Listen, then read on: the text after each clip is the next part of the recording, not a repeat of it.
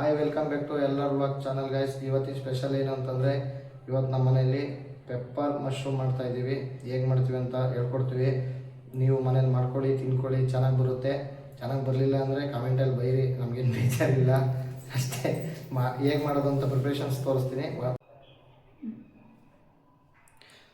Guys. ಇವಾಗ mushroom pepper ಮಾಡೋದಕ್ಕೆ 200 gram mushroom ತೊಗೊಂಡಿದ್ದೀವಿ. ಇದನ್ನು ನೀಟಾಗಿ ತೊಳ್ಕೊಂಡಿದ್ದೀವಿ. ಇಲ್ಲೆಲ್ಲ ಬ್ಲ್ಯಾಕ್ ಇರುತ್ತೆ, ಅದನ್ನೆಲ್ಲ ನೀಟಾಗಿ ತೊಳ್ಕೊಳ್ಳಿ, ಅವಾಗ ಹೋಗುತ್ತೆ. ಇದನ್ನು ಹೆಂಗೆ ಕಟ್ ಮಾಡ್ಕೋಬೇಕು ಅಂದರೆ, ಮೀಡಿಯಮ್ ಸೈಜು ಇರೋಂಥದ್ದನ್ನ 2 ಪೀಸ್ ಮಾಡ್ಕೊಳ್ಳಿ. ಬಿಗ್ ಇರುತ್ತಲ್ಲ ಅದನ್ನು 3 ಪೀಸ್ ಮಾಡ್ಕೊಳ್ಳಿ. ಕಟ್ ಮಾಡೋದು ತೋರಿಸ್ತೀನಿ ಹೆಂಗೆ ಅಂತ.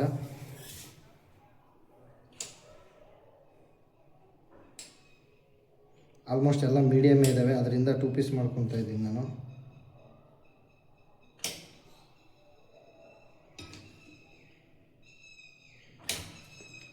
ತುಂಬ ದೊಡ್ಡವಿದ್ದರೆ 3 ಪೀಸ್ ಕಟ್ ಮಾಡ್ಕೊಳ್ಳಿ, ಮೀಡಿಯಮ್ ಆಗಿದ್ದರೆ 2 ಪೀಸ್ ಕಟ್ ಮಾಡ್ಕೊಳ್ಳಿ. ತುಂಬ ದೊಡ್ಡದಿದೆ, ಇದು 3 ಕಟ್ ಮಾಡ್ಕೊತೀನಿ. ಈ ಥರ ತೊಳ್ಕೊಳ್ಳಿ ನೀಟಾಗಿ, ಮಶ್ರೂಮ್ನ ತೊಳ್ಕೊಳ್ಳಿ. ಇಲ್ಲಾಂದರೆ ಅದ್ರ ಮೇಲ್ಗಡೆ ಎಲ್ಲ ಒಂಥರ ಬ್ಲ್ಯಾಕ್ ಆಗಿರುತ್ತೆ, ಅದೆಲ್ಲ ತೊಳ್ಕೊಬೇಕು. ತೊಳ್ಕೊಂಡಾಗ ಇದು ಹೋಗುತ್ತೆ. ಸಿಂಪಲ್ ರೆಸಿಪಿ, ಈಸಿಯಾಗಿ ಮನೇಲಿ ಮಾಡ್ಕೋಬೋದು. ಮಾಡ್ಕೊಳ್ಳಿ, ನೀವು ಟ್ರೈ ಮಾಡ್ಕೊಳ್ಳಿ. ಎಂಥವ್ರೇ ಆದ್ರೂ, ಎಂಥ ಬ್ಯಾಚುಲರೇ ಆದರೂ ಮಾಡ್ಕೋಬೋದು. ಇದು ಹೇಳ್ಕೊಡ್ತೀನಿ ನಾನು ಸಿಂಪಲಾಗಿ ಹೇಗೆ ಮಾಡೋದು ಅಂತ ತೋರಿಸ್ತೀನಿ, ಹಂಗೆ ಮಾಡ್ಕೊಳ್ಳಿ ನೀವು. ನಾನೀಗ ಜಸ್ಟ್ 200 ಗ್ರಾಮ್ ಮಶ್ರೂಮ್ಗೆ ಏನೇನೆಲ್ಲ ಬೇಕು ಅಂತ ತೋರಿಸ್ತೀನಿ, ಅಷ್ಟು ನೀವು ಮಾಡ್ಕೊಳ್ಳಿ, ಟ್ರೈ ಮಾಡಿ ಗೈಸ್. ಇವಾಗ ಮಶ್ರೂಮ್ ಕಟ್ ಮಾಡ್ಕೊಂಡಿದ್ದಾಯಿತು. ಇದನ್ನು ಸೈಡ್ಗೆ ಎತ್ತಿಡ್ತೀನಿ. ಆಮೇಲೆ ನೆಕ್ಸ್ಟ್ ಪ್ರೊಸೀಜರ್ ಏನು ಅಂತ ಹೇಳ್ಕೊಡ್ತೀನಿ. ಇವಾಗ ಇದು ಕಲಿಸ್ಕೋಬೇಕು. ಒಂದು ಮಿಕ್ಸಿಂಗ್ ಬೌಲ್ ತೊಗೊಂಡಿದ್ದೀನಿ. ಇವಾಗ ಇದನ್ನು ಮಿಕ್ಸ್ ಮಾಡ್ಕೊಳ್ಳೋದಕ್ಕೆ ಕಾರ್ನ್ಫ್ಲವರ್ ಬೇಕು ಮತ್ತು ಮೈದಾ ಹಸಿಟ್ಟು ಬೇಕು. 200 ಗ್ರಾಮ್ಗೆ ಕಾರ್ನ್ಫ್ಲವರ್ ಹಾಕ್ತಾಯಿದ್ದೀನಿ. ದೊಡ್ಡ ಸ್ಪೂನ್ ಆದರೆ 2 ಸ್ಪೂನ್ ಹಾಕ್ಕೊಳ್ಳಿ. ಚಿಕ್ಕ ಸ್ಪೂನ್ ಆದರೆ ಒಂದು 3 ಸ್ಪೂನ್ ಹಾಕ್ಕೊಳ್ಳಿ. ಮೈದಾ ಹಾಕ್ತಾಯಿದ್ದೀನಿ, ಮೈದಾ ಆ್ಯಡ್ ಮಾಡ್ತಾಯಿದ್ದೀನಿ. ಇದು ಸೇಮ್ ಕ್ವಾಂಟಿಟಿ, 3 ಸ್ಪೂನ್ ಹಾಕ್ಕೊಳ್ಳಿ.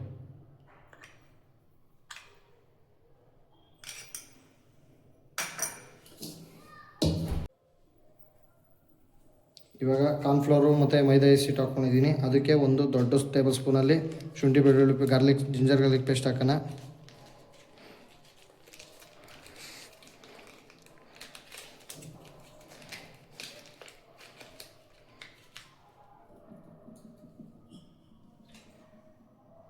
ಇವಾಗ ಇದಕ್ಕೆ ನೆಕ್ಸ್ಟು ಸ್ಪೂನು ಹಸಿಮೆಣ್ಸಿನ್ಕಾಯಿ, ಮಿಕ್ಸಿಲಿ ಗ್ರೈಂಡ್ ಮಾಡ್ಕೊಂಡಿರೋಂಥದ್ದು ಒಂದು ಹಸಿಮೆಣ್ಸಿನ್ಕಾಯಿನ 1 ಸ್ಪೂನ್ ಹಾಕೋಣ. ಖಾರ ನೋಡ್ಕೊಂಡು ಹಾಕ್ಕೊಳ್ಳಿ, ಯಾಕಂದರೆ ಪೆಪ್ಪರ್ ಹಾಕ್ತೀವಲ್ಲ ಅದರಿಂದ ಜಾಸ್ತಿ ಖಾರ ಅನಿಸುತ್ತೆ, ನೋಡ್ಕೊಂಡು ಹಾಕ್ಕೊಳ್ಳಿ. ಇನ್ನೇನಿಲ್ಲ, ಇದನ್ನಕ್ಕೆ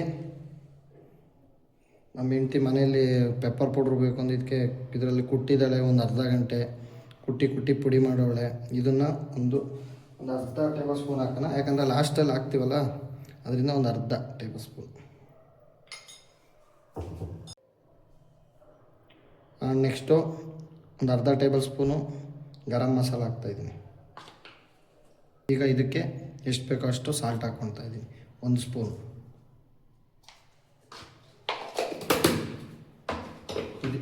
ಈಗ ಇದನ್ನಕ್ಕೆ ವಾಟ್ರ್ ಆ್ಯಡ್ ಮಾಡಿ ನೀಟಾಗಿ ಮಿಕ್ಸ್ ಮಾಡ್ಕೊಳ್ಳೋಣ. ನೀರು ಜಾಸ್ತಿ ಹಾಕ್ಕೊಳಕ್ಕೆ ಹೋಗ್ಬೇಡಿ. ನೀರು ಹಾಕ್ಕೊಂಡಿದ್ದೀನಿ, ಜಾಸ್ತಿ ನೀರು ಹಾಕ್ಕೊಳಕ್ಕೆ ಹೋಗ್ಬೇಡಿ. ನೀವು ಬೋಂಡ ಎಲ್ಲ ಕಲಿಸ್ತಿರಲ್ಲ ಆ ಥರ ಇರಲಿ. ಅದು ತುಂಬ ಗಟ್ಟಿನೂ ಆಗಬಾರ್ದು, ತುಂಬ ತೆಳು ಆಗಬಾರ್ದು. ಮೀಡಿಯಮ್ಮಾಗಿ ವಾಟರ್ ಮಿಕ್ಸ್ ಮಾಡ್ಕೊಂಡು ಕಲಿಸ್ಕೊಡಿ. ಇನ್ನೂ ಸ್ವಲ್ಪ ನೀರು ಬೇಕು ಇದಕ್ಕೆ.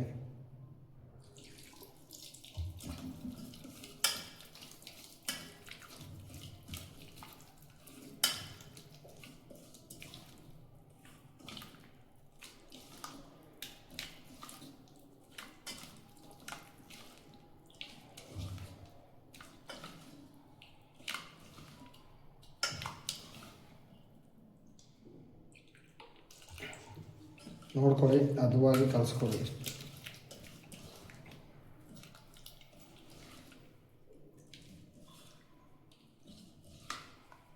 ತುಂಬ ತೆಳ್ಳಗೆ ಮಾಡಿದ್ರೆ ಕೋಟಿಂಗ್ ಕೂತ್ಕೊಳ್ಳಲ್ಲ ಮಶ್ರೂಮ್ಗೆ. ಆವಾಗ ಮಶ್ರೂಮಾಗಿ ಕಾಣಿಸ್ತಾ ಇರುತ್ತೆ. ಅದರಿಂದ ತುಂಬ ತೆಳ್ಳಗೆ ಮಾಡ್ಕೊಳಕ್ಕೆ ಹೋಗಬೇಡಿ.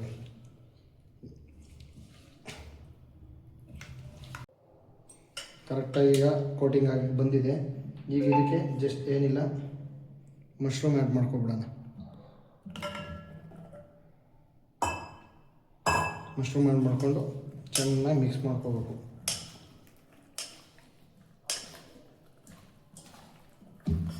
ಇದಕ್ಕೆ ಜೀರಿಗೆ ಪೌಡ್ರೂ ಹಾಕ್ಕೊತಾರೆ, ನಿಂಬೆಹಣ್ಣು ಹಾಕ್ಕೊಬೋದು, ಇಲ್ಲ ಮೊಸರಾದರೂ ಹಾಕ್ಕೋಬೋದು. ಆವಾಗ ಒಂದು ಸ್ವಲ್ಪ ಚೆನ್ನಾಗಿರುತ್ತೆ. ಇನ್ನು ನಮ್ಮಲ್ಲಿ ಇಲ್ಲ, ನಮ್ಮ ಮನೆಯಲ್ಲಿ ಈಗಿರೋದ್ರಲ್ಲಿ ಏನಾಯ್ತು ಅದರಲ್ಲಿ ಮಾಡ್ಕೊಳ್ಳೋದು ಹೇಳ್ಕೊಡ್ತಾಯಿದ್ದೀನಿ.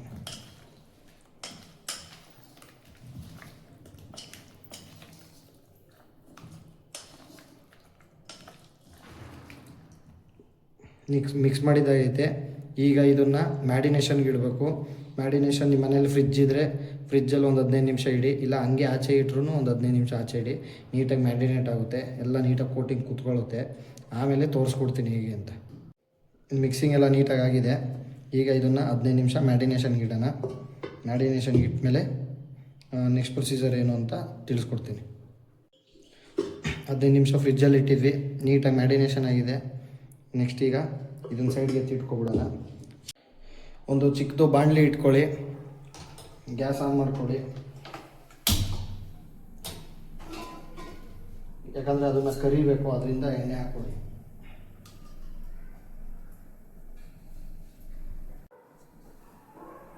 ಎಣ್ಣೆ ಹಾಕಿರೋದಾಗಿದೆ. ಎಣ್ಣೆ ಕಾಯಬೇಕು, ಜಾಸ್ತಿ ಕಾಯ್ಸೋಕೆ ಹೋಗ್ಬೇಡಿ. ಎಣ್ಣೆ ಒಂದು ಮೀಡಿಯಮ್ ರೇಂಜಲ್ಲಿ ಎಣ್ಣೆ ಕಾಯ್ದಿದ ತಕ್ಷಣವೇ ಹಾಕ್ಕೊಳ್ಳೋಣ. ಕಾಯ್ತಾ ಇದೆ, ಕಾಯ್ದ ಮೇಲೆ ಹಾಕ್ತೀನಿ. ಯಾವ ಥರ ಹಾಕ್ಬೇಕು ಅಂತ ಹೇಳ್ಕೊಡ್ತೀನಿ. ಎಣ್ಣೆ ಬಿಸಿಯಾಗಿದೆ. ಈಗ ಮಶ್ರೂಮ್ ಹಾಕ್ಕೊಳ್ಳೋಣ. ಅದಕ್ಕೆ ಜಾಸ್ತಿ ಎರಡೆರಡು ಹಾಕೋಕೆ ಹೋಗ್ಬೇಡಿ, ಸಿಂಗಲಾಗಿ ಒಂದೊಂದೇ ಹಾಕ್ಕೊಂಬನ್ನಿ, ಇಲ್ಲಾಂದರೆ ಕೊಚ್ಕೊಬಿಡುತ್ತೆ ಮಶ್ರೂಮು. ಅದರಿಂದ ಒಂದೊಂದೇ ಬಿಡ್ಕೊಳ್ಳಿ.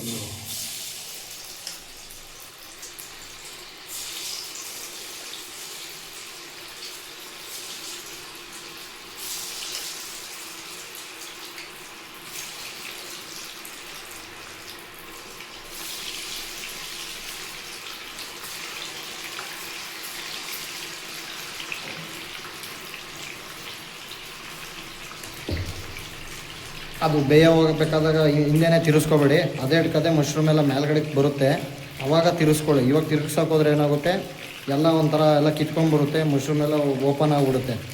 ಅದಾಗದೆ ಮೇಲಕ್ಕೆ ಬರುತ್ತೆ. ಬಂದ ಮೇಲೆ ತಿರ್ಸ್ಕೊಳ್ಳಿ, ನಿಮಗೆ ತಿರ್ಸ್ಕೊಂಡು ಬೇಯಿಸ್ಕೊಳ್ಳಿ.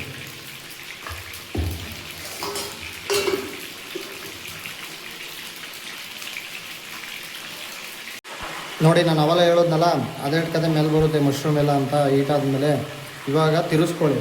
ಇವಾಗ ಏನೂ ಆಗೋಲ್ಲ, ಎಲ್ಲ ನೀಟಾಗಿ ಸಿಂಗಲ್ಲಾಗೆ ಬಿಟ್ಕೊಂಡಿರುತ್ತೆ. ಇವಾಗ ಹೆಂಗೆ ಬೇಕಂತ ತಿರ್ಸ್ಕೊಂಡು ಬೇಯಿಸ್ಕೊಳ್ಳಿ. ಜಾಸ್ತಿ ಏನು ಬೇಯಿಸ್ಕೊಳ್ಳೋದು ಬೇಕಿಲ್ಲ, ಮಶ್ರೂಮ್ನ ನೋಡ್ಕೊಂಡು ಬೇಯಿಸ್ಕೊಳ್ಳಿ. ನೋಡಿ,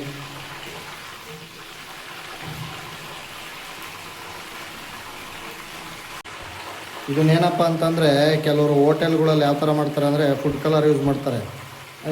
ಇವಾಗ ನಿಮ್ಗೆ ಅನಿಸುತ್ತೆ, ಏನಿದು ವೈಟ್ ಕಲರ್ ಇದೆಯಲ್ಲ, ರೆಡ್ ಕಲರ್ ಇಲ್ವಲ್ಲ ಮಶ್ರೂಮ್ ಪೆಪ್ಪರು ಅಂತ ಅನಿಸುತ್ತೆ. ಅವ್ರು ಫುಡ್ ಕಲರ್ ಯೂಸ್ ಮಾಡ್ತಾರೆ. ನಮ್ಮದು ನ್ಯಾಚುರಲಾಗಿ ಮಾಡ್ತಾ ಇರೋದ್ರಿಂದ ನಿಮ್ಗೆ ಆ ಥರ ಅನಿಸುತ್ತೆ. ನೋಡಿ, ಹೋಟೆಲ್ ಸ್ಟೈಲಲ್ಲೇ ಬರುತ್ತೆ, ಟೇಸ್ಟು ಹಂಗೆ ಇರುತ್ತೆ. ಈ ಥರ ಮಾಡ್ಕೊಂಡ್ರೆ ಜಾಸ್ತಿ ಬೇಯಿಸೋಕೆ ಹೋಗ್ಬೇಡ್ರಿ, ಅದು ನಿಮ್ಗೆ ಗೊತ್ತಾಗುತ್ತೆ ಕ್ರಿಸ್ಪಿನೆಸ್ ಬಂದಿದೆ ಅಂತ. ಕ್ರಿಸ್ಪಿನೆಸ್ ಬಂದಿದೆ ಅನ್ನೋ ಟೈಮ್ಗೆ ಎತ್ಬಿಟ್ಟು ಬೌಲಲ್ಲಿ ಹಾಕ್ಕೊಳ್ಳಿ. ಇವಾಗ ಆಲ್ಮೋಸ್ಟ್ ಆಗ್ತಾ ಬಂದಿದೆ, ನಿಮ್ಗೆ ಗೊತ್ತಾಗುತ್ತೆ. ಅದು ಬೇಯೋ ಮೂಮೆಂಟಲ್ಲಿ ನೋಡಿ, ಕಲರೆಲ್ಲ ಚೇಂಜ್ ಆಯಿತು, ಅದು ಕ್ರಿಸ್ಪಿನೆಸ್ ಬರುತ್ತೆ. ಈಗ ಆಲ್ಮೋಸ್ಟ್ ಬೆಂದಿದೆ. ಈಗ ಇದನ್ನು ಒಂದು ಪಾತ್ರೆಯಲ್ಲಿ ತೊಗೊಳ್ಳೋಣ. ನಿಮ್ಮ ಮನೇಲಿ ಟಿಶ್ಯೂ ಪೇಪರ್ ಏನಾದರೂ ಯೂಸ್ ಮಾಡಿದ್ರೆ ಟಿಶ್ಯೂ ಪೇಪರ್ ಹಾಕ್ಬಿಟ್ಟು ಹಾಕ್ಕೊಡಿ, ಆವಾಗ ಎಣ್ಣೆ ಎಲ್ಲ ನೀಟಾಗಿ ಡ್ರೈ ಆಗುತ್ತೆ. ನಮ್ಮ ಮನೇಲಿ ಟಿಶ್ಯೂ ಪೇಪರ್ ಇಲ್ಲ, ಹಂಗೆ ಹಾಕ್ಕೊತೀನಿ. ಹೀರ್ಕೊಳ್ಳುತ್ತೆ ಆಯಿಲ್ನೆಲ್ಲ. ಅದು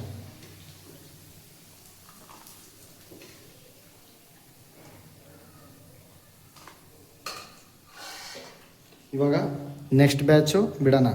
ಈ ಲಾಸ್ಟ್ ಬ್ಯಾಚ್ ಬಿಡಬೇಕಾದ್ರೆ ಏನು ಮಾಡಬೇಕು, ಲಾಸ್ಟಲ್ಲಿ ಅದನ್ನು ಹೇಳ್ಕೊಡ್ತೀನಿ. ಸ್ಪೆಷಲ್ಲಾಗಿ ಒಂಥರ ಅದು ಫ್ಲೇವರ್ ಬರಬೇಕು, ಟೇಸ್ಟಿ ಅನ್ನಿಸ್ಬೇಕು ಅಂದರೆ ಏನು ಮಾಡಬೇಕು ಅಂತ ನಾನು ಹೇಳ್ಕೊಡ್ತೀನಿ. ಮೀಡಿಯಮ್ ಫ್ಲೇಮಲ್ಲೇ ಮಾಡಿಕೊಡಿ ಗಾಯ್ಸ್. ಇವಾಗ ಸೆಕೆಂಡ್ ಬ್ಯಾಚು ಹಾಕ್ತಾಯಿದ್ದೀನಿ. ಸೆಕೆಂಡ್ ಬ್ಯಾಚ್ ಹಾಕಿದ್ಮೇಲೆ ತೋರಿಸ್ತೀನಿ ಹಿಂಗೆ ಅಂತ. ಸೇಮ್ ಅವಾಗಿನ ಥರ ಪ್ರೊಸೀಜರೇ, 1 to 1 ಹಾಕ್ಕೊಳ್ಳಿ. ಜಾಯಿನ್ ಹಾಕೋದು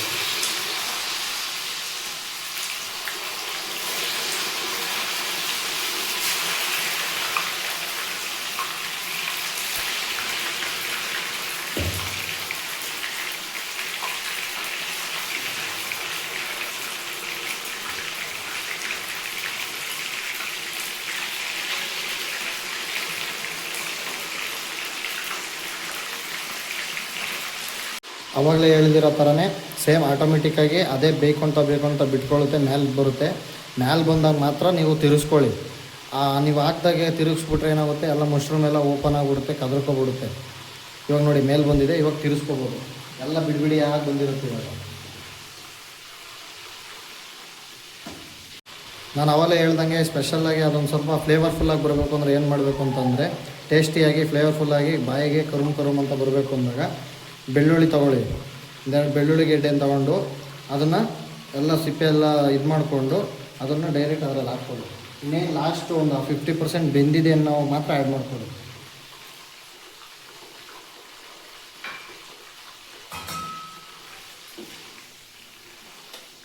ಆ ಬೆಳ್ಳುಳ್ಳಿದು ಏನಾಗುತ್ತೆ, ಬಾಯಿಗೆ ಸಿಕ್ಕಿದಾಗ ಒಂಥರ ಕ್ರಂಜಿಯಾಗಿ ಟೇಸ್ಟಾಗಿ ಒಂಥರ ಚೆನ್ನಾಗಿ ಬರುತ್ತೆ. ಈಗ ಅದು ಬೇಕೊಳ್ಳಿ. ನೆಕ್ಸ್ಟ್ ಇಂಗ್ರೀಡಿಯೆಂಟ್ ಏನು ಅಂತ ಹೇಳ್ತೀನಿ ಲಾಸ್ಟಲ್ಲಿ.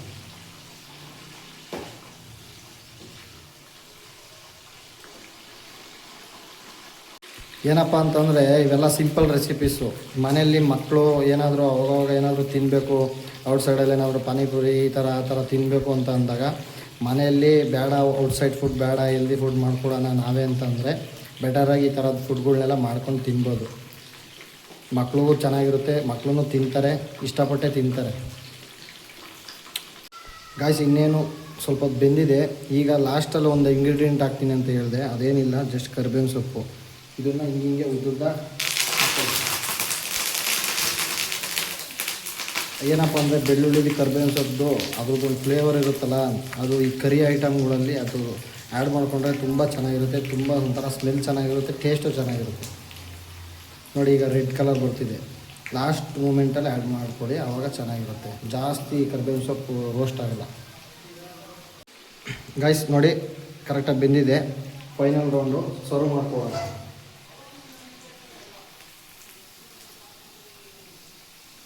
ನೋಡಿ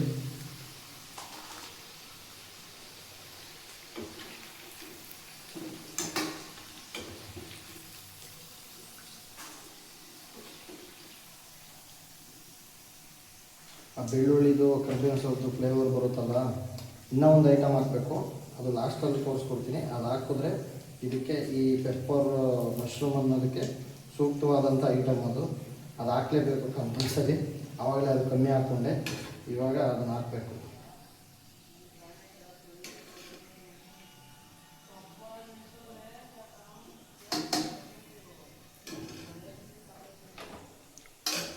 ಗೈಸ್ ನೋಡಿ ಯಾವ ಥರ ಬಂದಿದೆ ಅಂತ. ಈಗ ನೆಕ್ಸ್ಟ್ ಇದನ್ನೇನು ಮಾಡೋ ಸರ್ವ್ ಮಾಡಿಕೊಂಡು ತೋರಿಸ್ತೀನಿ ಯಾವ ಥರ ಅಂತ. ಲಾಸ್ಟ್ ಐಟಮ್ ಏನು ಅಂತಂದರೆ, ಫಸ್ಟ್ಗೆ ಪೆಪ್ಪರು ಕಮ್ಮಿ ಹಾಕ್ಕೊಂಡಿದ್ವಿ, ಒಂದು ಅರ್ಧ ಟೇಬಲ್ ಸ್ಪೂನು. ಇವಾಗ ಒಂದು 1/4 ಟೇಬಲ್ ಸ್ಪೂನ್ ಹಾಕ್ಕೊಳ್ಳೋಣ ಅದ್ರ ಮೇಲೆ. ಆವಾಗ ಪೆಪ್ಪರ್ದು ಫ್ಲೇವರ್ ಚೆನ್ನಾಗಿ ಬರುತ್ತೆ. ನಾನು ಕೈಯಲ್ಲೇ ಆ್ಯಡ್ ಮಾಡ್ತಿರ್ತೀನಿ, ಯಾಕಂದರೆ ಸ್ಪೂನಲ್ಲೆಲ್ಲ ಸ್ಪ್ರೆಡ್ ಮಾಡೋಕ್ಕಾಗಲ್ಲ, ಅದರಿಂದ. ಫೈನಲಿ ಮಶ್ರೂಮ್ ಪೆಪ್ಪರ್ ರೆಡಿಯಾಗಿದೆ. ನೀವು ಮನೇಲಿ ಮಾಡ್ಕೊಳ್ಳಿ, ಟ್ರೈ ಮಾಡಿ ತಿನ್ನಿ, ತುಂಬ ಚೆನ್ನಾಗಿ ಬರುತ್ತೆ. ಕ್ರಿಸ್ಪಿಯಾಗಿರುತ್ತೆ. ಈ ಮಳೆಗಾಲ ಈ ಥರ ಟೈಮಲ್ಲಂತೂ ಚೆನ್ನಾಗಿರುತ್ತೆ. ಮಾಡ್ಕೊಳ್ಳಿ, ಟ್ರೈ ಮಾಡಿ ತಿನ್ಕೊಳ್ಳಿ. ಟೇಸ್ಟಿಯಾಗಿ ಬಂತಂತ ಕಮೆಂಟ್ ಮಾಡಿ. Okay, bye friends, thank you for watching.